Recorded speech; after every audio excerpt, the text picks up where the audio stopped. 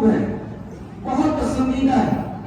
قیامت کا دن ہوگا, تمام احباب, تمام دنیا, اگلے پچھلے سب انسان جمع ہوں گے اور سخت گرمی کا دن ہوگا, دھوپ بہت تیز ہوگی, سورج ایک میل کے فاصلے پر ہوگا, لوگوں کا حساب کتاب شروع نہیں ہوگا.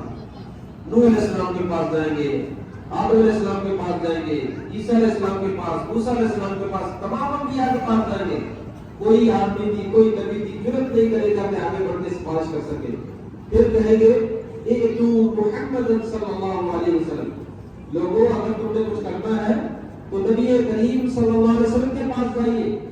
عبد غفر اللہ ما تقدم من ذنبه وما تأخر, وہ ایک ایسی شخصیت ہے اللہ نے ان کے اگلے اور پچھلے سارے گناہ معاف کر دیے. ان کے پاس جائیے, وہ آپ کی سفارش کر سکتے ہیں. چنانچہ آپ کے پاس آئیں گے تو آپ سفارش فرمائیں گے. کہنے کا مقصد یہ ہے کہ یہ بخشش اتنا بڑا اعزاز ہے کہ قیامت کے دن تمام انبیاء.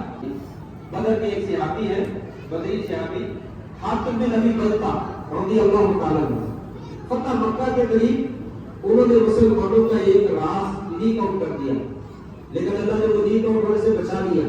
آپ کو خبر ہو گئی. حضرت عمر کہنے لگے یا رسول اللہ, اس منافق نے ہمیں تباہ کرنے کا پورا منصوبہ بنایا, مجھے اجازت دیجیے میں اس کی گردن اڑا. آپ نے فرمایا عمر چھوڑ دو, تجھے معلوم ہے اللہ تبارک و تعالیٰ نے ایک تعالیٰ اعلیٰ اہل بدر, اہل بدر کے اوپر جھانک کر دیکھا اور کہا اے بنو بشر, تم جو مرضی عمل کرو, قد غفرت لکم, میں نے تمہیں معاف کر دیا. یہ بدر والوں کا اعزاز ہے کہ اللہ نے دنیا میں ان کو جو ہے معافی کا سرٹیفکیٹ دے دیا. کوئی بات مجھ سے غلطی ہو گئی ہے تو اللہ تعالیٰ اس کو معاف کر دے گا. یہ مغفرت اتنا بڑا اعزاز ہے. حضرت کعب بن مالک رضی اللہ تعالیٰ عنہ غزوہ تبوک سے پیچھے رہ گئے اور سچ بول دیا میرے پاس کوئی عذر نہیں. 40 دن 50 راتیں بائیکاٹ کر دیا گیا. بالآخر آسمان سے برات نازل ہوئی. اتنے خوش ہوئے کہنے لگے یا رسول اللہ, اسلام لانے کے بعد دنیا میں آج تک مجھے اتنی خوشی نہیں ہوئی جتنی خوشی آج کے دن ہوئی ہے, اس لیے کہ اللہ تعالیٰ نے میری بخشش کا سرٹیفکیٹ قرآن مجید میں نازل کر دیا ہے.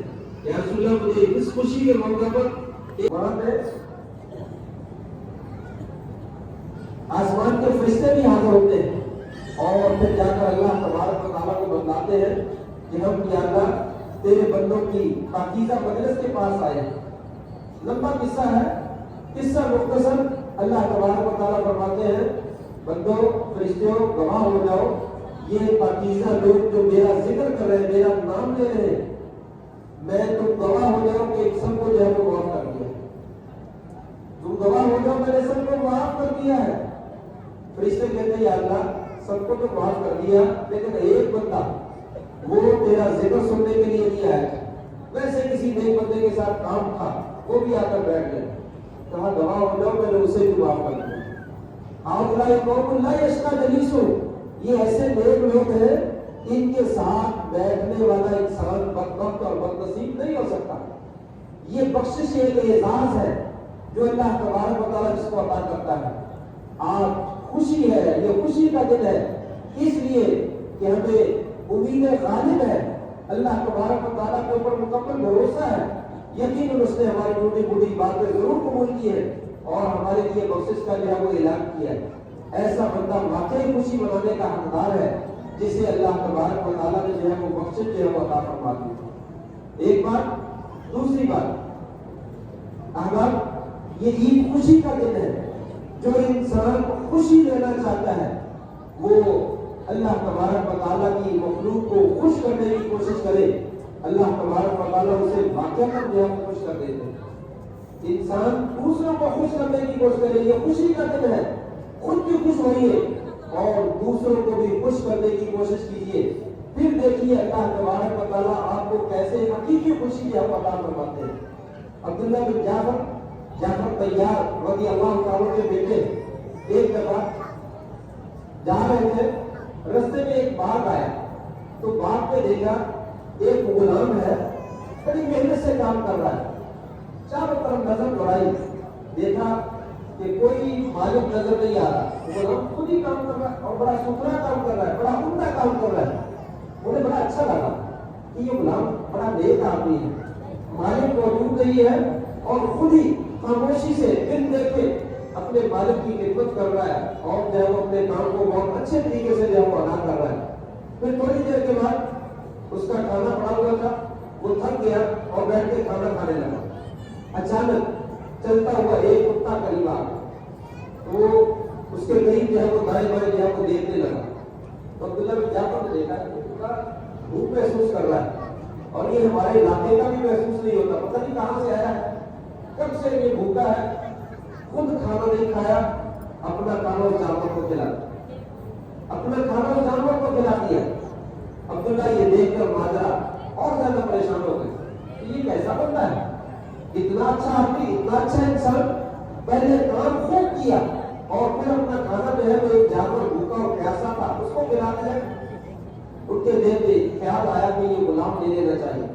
چنانچہ غلام کے پاس گئے، ملاقات کی، پوچھا تمہارا مالک کہاں رہتا ہے، بتایا فلاں جگہ پہ. اس کے پاس چلے، کہنے لگے حضرت یہ باغ بیچنا ہے آپ نے؟ کہا جی میں بیچنا چاہتا ہوں.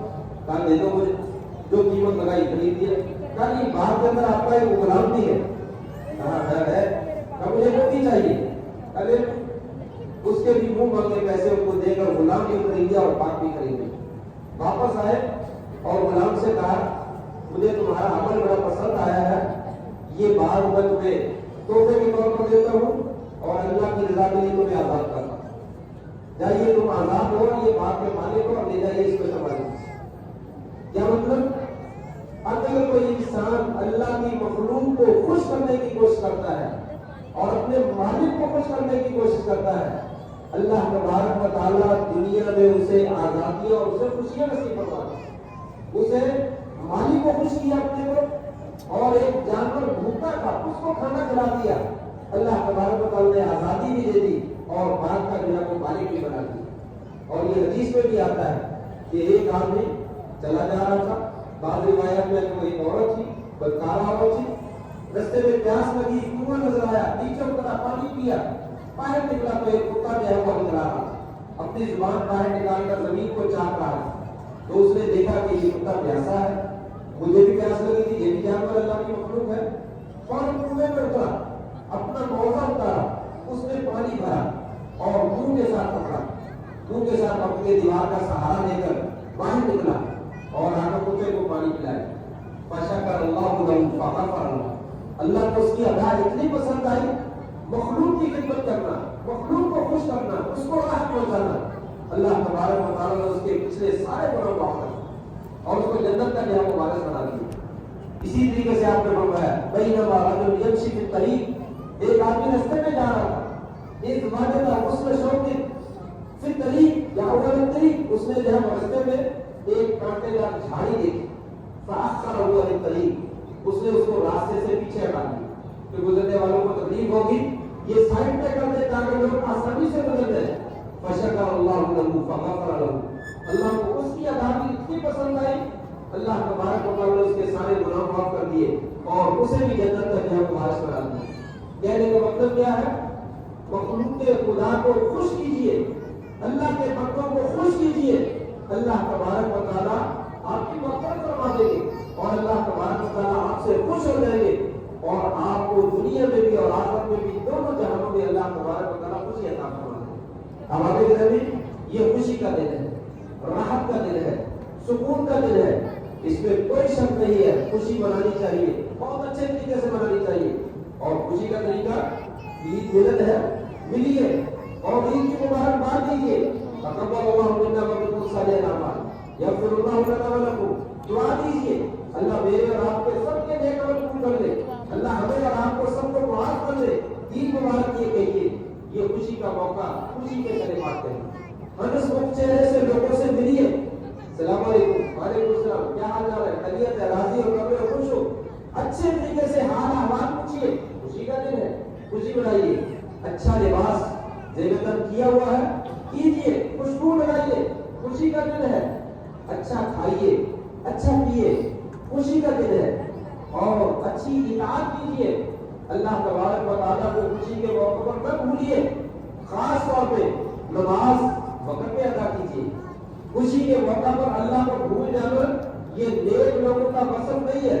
آپ نے فرمایا من توضأ فأسبغ الوضوء، جو آدمی وضو کرتا ہے مکمل وضو کرتا ہے، اچھا وضو کرتا ہے، ثم أتى المسجد، پھر وہ مسجد میں آتا ہے، فصلى المسجد فصلى المكتوبة في المسجد، پھر وہ فرضی نماز مسجد میں ادا کرتا ہے، جماعت کے ساتھ ادا کرتا ہے، فرمایا غفر اللہ لہ، اللہ تبارک و تعالیٰ اس کے گناہ معاف کر دیتا ہے۔ جماعت کے ساتھ مسجد میں جا کر جو آدمی وقت کے اوپر نماز پڑھتا ہے، فرمایا جماعت کے ساتھ نماز پڑھنے سے بھی اللہ تعالیٰ بخشش جو ہے وہ عطا کر دیتا ہے۔ لہٰذا اس خوشی کے موقع پر اللہ تبارک و تعالیٰ کو کبھی نہیں بھولنا چاہیے۔ خوشی منائیے لیکن معصیت کے ساتھ نہیں، نافرمانی کے ساتھ نہیں، فلمیں دیکھنے کے ساتھ نہیں، جوا کھیلنے کے ساتھ نہیں، تاش کھیلنے کے ساتھ نہیں، لوڈو کھیلنے کے ساتھ نہیں، اور گانے سننے کے ساتھ نہیں، بے ہودہ اور بے حیائی اور فحاشی اور ریاضی کے کام کرنے کے ساتھ نہیں۔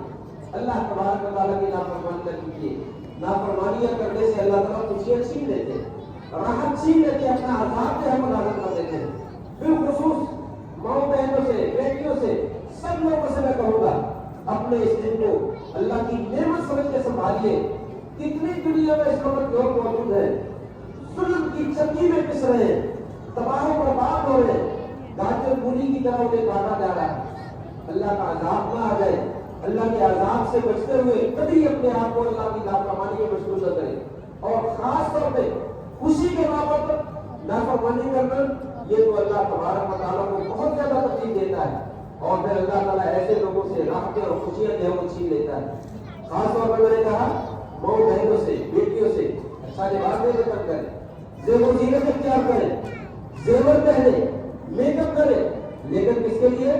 اپنے شوہر کے لیے، اپنے گھر والوں کے لیے، عورتوں کے سامنے، مردوں کے سامنے بے پرد ہو کر جانا، زیور و زینت اختیار کر کے جانا، اپنی عصمت کا، اپنی حیا کا جنازہ نہ نکالیے۔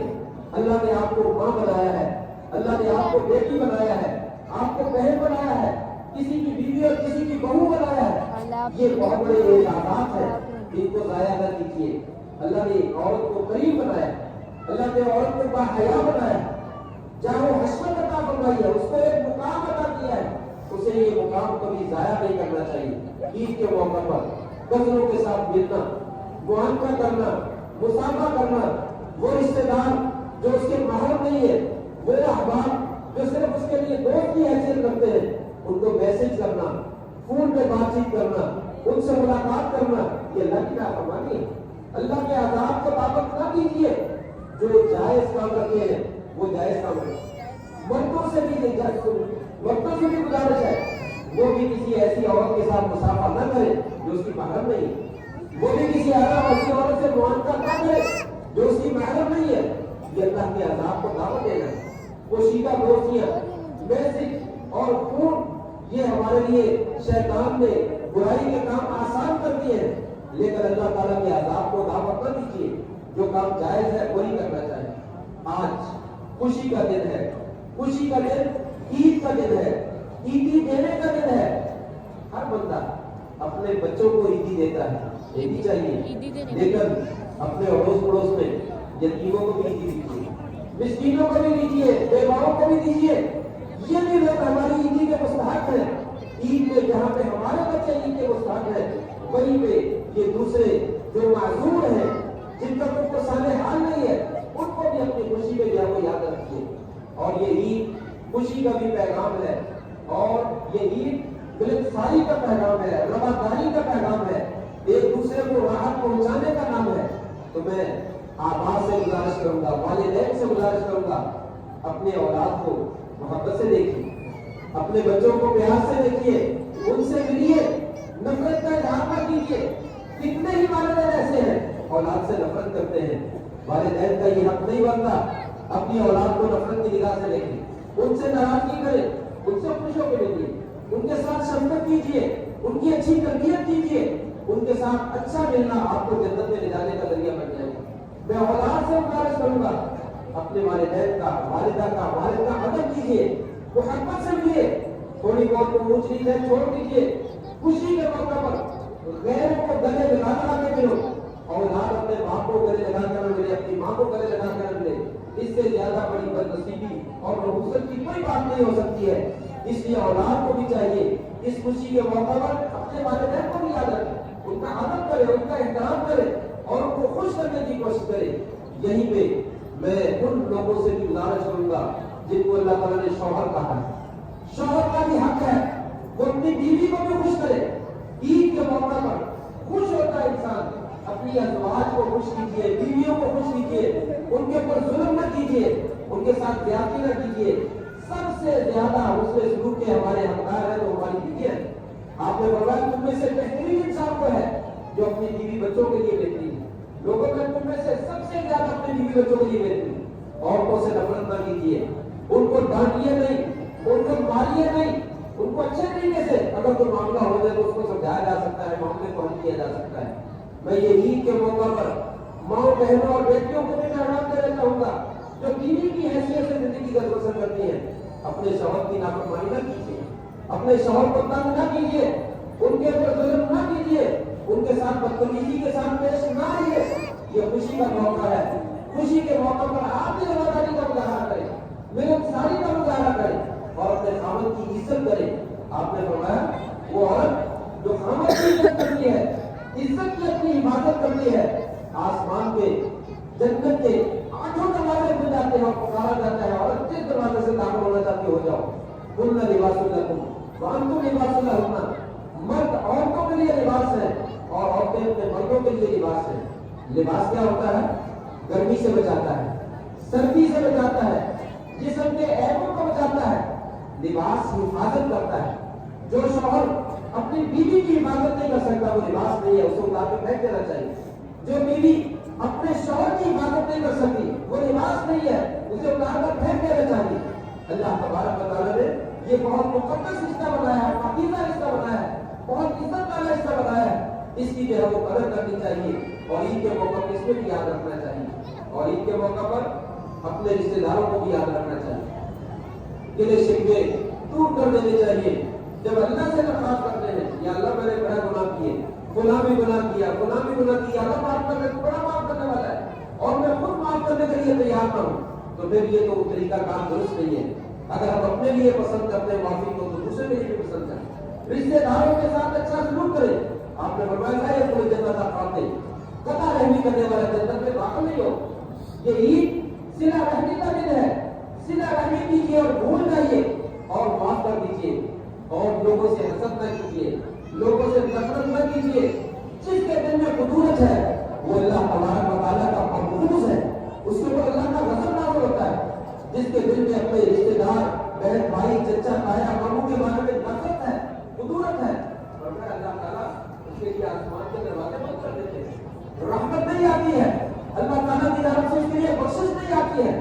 اس لیے انسان ہونے کے ذریعے سے زیادتی ہوئی ہو اللہ کی رضا کے لیے معاف کر دیا کرے، ان سے خوشی کے ساتھ جو ہے وہ ملے۔ اور اس موقع پر جو ہے وہ یہ کہنا چاہوں گا اپنے مسلمان بھائی فلسطین میں، کشمیر میں اور پوری دنیا میں جہاں کہیں ہیں ان کو ضرور یاد رکھیے۔ انہیں جس بری طریقے سے ظلم کا جو ہے وہ نشانہ بنایا گیا ہے اس کی مثال تاریخ میں بہت کم نظر آتی ہے۔ ہمارے وہ بھائی بہت مظلوم ہیں، ہمارے بڑے کچھ نہیں کرنے والے، کچھ نہیں کرتے، ایک جملہ ان کی زبان سے نکلنا جو ہے وہ گناہ ہے۔ اپنے مسلمان بھائیوں کی آواز میں علاقہ آواز کہتے ایک جملہ بول رہے کوئی نظر نہیں آتا، انہیں کاٹا جا رہا ہے، ذبح کیا جا رہا ہے، مسجدوں پہ، سکولوں پہ، ہسپتالوں پہ بمباری کی جا رہی ہے، ان کے جسموں پہ ٹکڑے ٹکڑے کیے جا رہے ہیں۔